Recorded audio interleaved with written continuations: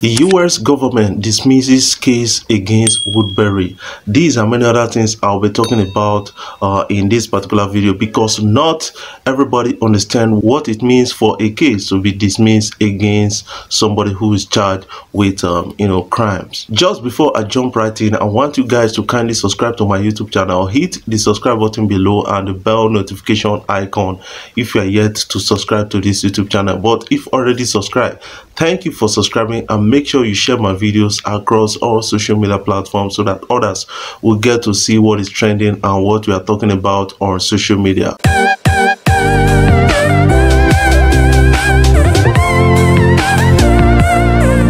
Alright guys, just before I start talking about Woodberry and his case being dismissed by the US court, I just want to talk about Edo politics for a while, because I saw this video like you see it on the screen right now, a woman talking about Edo politics, and then Edo politics have been pretty hot this period because the former chairman of APC is from Edo State, who is Adams Oshomole, and Godwin Obaseki was one time his friend, and he supported Godwin Obaseki's first tenure, and then right now he's turning against Godwin Obaseki and supporting Pastor Izeyamo, who he condemned in the first tenure of Obaseki, calling him a thief and the rest. But right now he has started calling Pastor Izeyamo a saint, and that is something that is a lot of people are showing concern about, especially people around the world who are not from Edo State. I still want to talk,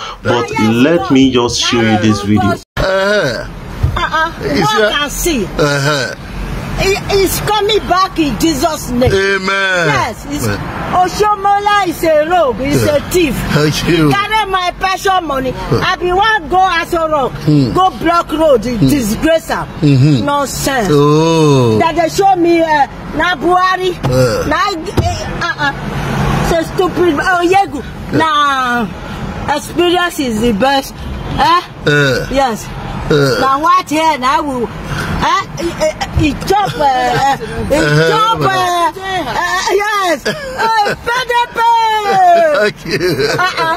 okay. Pull over oh yeah, go pull over yes God. Now remove Oshomole. Let him go home and bury his head. Fuck shit, man. Yeah, mama. Power to the people. Obaseki, you are Ward 1.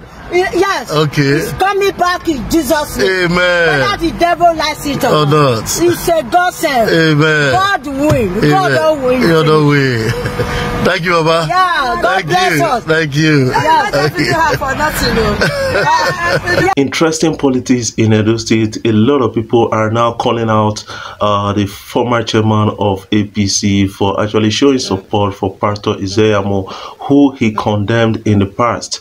But I see a kind of something that is not too acceptable to a lot of people out there. I'm not going to blame him. I'm not going to blame anybody in this particular issue. But what I'm saying is that you came out to tell us that this man is not good as a leader of Edo politics, and we should not vote for him. Right now you came out to tell us that okay, the sitting governor is not good, is not a visionary person. Let us accept the person you told us that is bad. And I see Edo people doing that as not wise enough. That is what I believe about the whole thing, because we should be looking out for younger people who are vibrant enough. Is there no younger people that can actually handle the mantle of leadership in Edo State? That is what I keep asking about this, because let us not do things just to satisfy some people's political needs or some people's political interest. That is what I believe about the whole thing. But I'm not going to say vote for this, vote for this. What I'm going to say is that vote, don't fight. Election violence is something that we all need to actually condemn together for us to have a great political system. Vote, don't fight. One can see. is coming. Yes, when we say that Nigeria image is being damaged abroad by a lot of Nigerians like Hushpuppi, Victims, and the rest, a lot of people will come out to blast us, tell us different things, and say, man, we should not be calling Hushpuppi. Yes, we understand that even our political system is being messed up because of corruption, trending in our politics, and then in recent happening like the acting MD of NDDC who fainted after being asked how he spent some money in the budget, and a lot of names calling, and then Ojugbo Cairo actually spoke something like this. Assembly has just woken up the committees. The National Assembly, let me say this, the Speaker and the President are not aware of what the chairman of the committees are doing in the National Assembly. And members of the committee are not also aware. It is just a one-man squad only.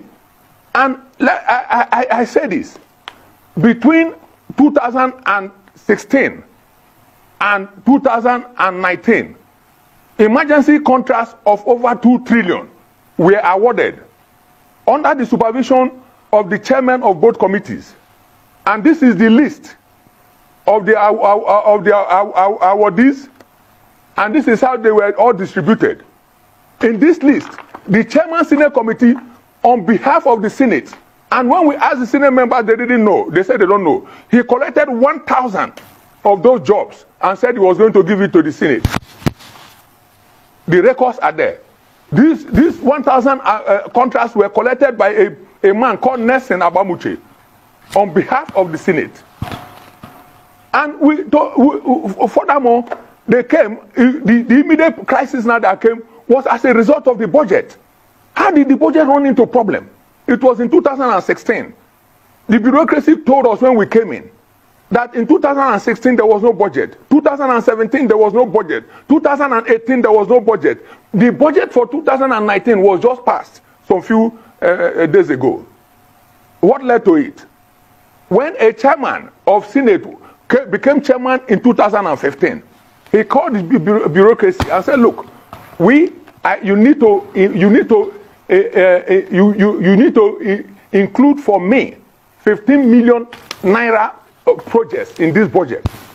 The bureaucracy said, okay, that's fair enough. They went behind and worked it out. When they came back, the chairman said, look, I didn't say 15 billion. I said 150 billion. So the bureaucracy went back and they couldn't comply because there was no way they could do that. So the chairman now went back to the bureaucracy. Why don't you award this in emergency? Why are we going to go through due process? That was how the emergency procedures were breached. And the commission now has a commitment of over 3 trillion. How can this continue? And that is what the IMC and the honorable. All right, guys, you will get to understand that these politicians, these are leaders, they've actually messed up a lot of things, for us. Although we have good leaders out there, and then it's unfortunate that they are not much in numbers compared to the bad ones. But I still want to talk about Dubai asking Nigerians to leave if you know that your visa has expired. They gave them 2 weeks to leave, and a lot of people are saying like, supporting criminals, fraudsters that commit fraud outside this country, and it's something that we all need to actually condemn together. But I kind of understand that graduating from school in Nigeria does not guarantee success. That is one thing that a lot of people are now talking about, because when you graduate from school, sometimes you spend years and this thing, no job, no money to start any business of your own, and then at the end of the day you become rustic and you become useless to the environment, to the society, and that has actually propelled these people into fraud and those things. We kind of understand those things, but I'm calling on Nigerian government to actually find a way to start solving the problem of fraud in our society. That is what I'm calling on Nigerian government to actually do.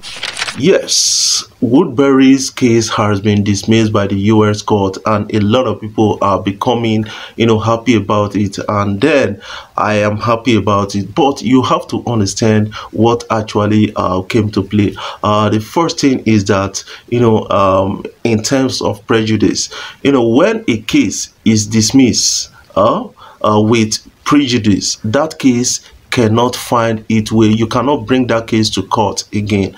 But in the case of Woodberry, it is without prejudice. A lot of people need to actually understand that without prejudice, it means that the people filing the case against somebody, maybe they didn't follow the due process, or maybe they don't have enough evidence to actually back their claims, and that could amount to a case being dismissed. And it's not that that case cannot return to court, and that is something that you guys need to actually understand. With this, they will be coming up with some kind of allegations again, with a lot of evidence, and then file their case against him again, and then find its way to court. That is something that you guys need to actually understand. What we need to be praying for is that they should not find enough evidence against this Woodberry in order for them to actually take him back to court. If they find good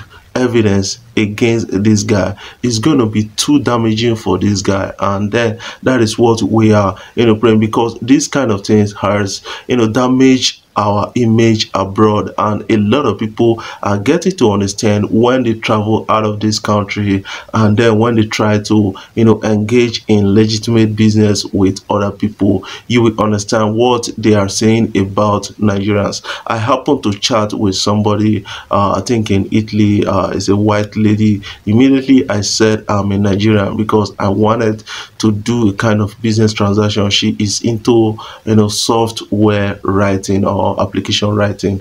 I wanted to do business with her, but immediately I said I'm Nigerian, she cut me off. And then started doing businesses with other African countries, and that is a bit damaging. That is one thing that I'm just actually telling people out there. We need to actually start looking for a way to strengthen our image abroad, and to to strengthen our institutions in Nigeria. The politicians, they need to play a vital role in that. That is what I believe about the whole thing. And then you guys should understand that congratulations to Woodberry. His case has been dismissed without prejudice, and that is another implicative factor, because these people may come back to court and then back their claims with a lot of evidence. So let us pray that they don't have enough evidence against this guy, or in a situation where they didn't follow the due process to file a case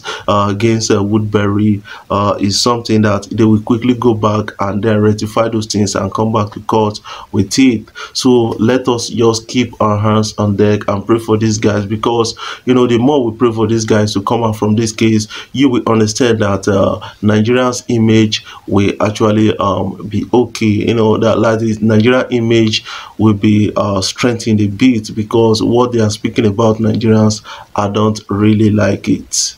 Just before I jump off, I want you guys to kindly subscribe to my YouTube channel, hit the subscribe button below and the bell notification icon to always get notifications each time I upload my videos. But if already subscribed, thank you for subscribing, and make sure you share my videos across all social media platforms so that others will get to see what is trending and what we are talking about on social media.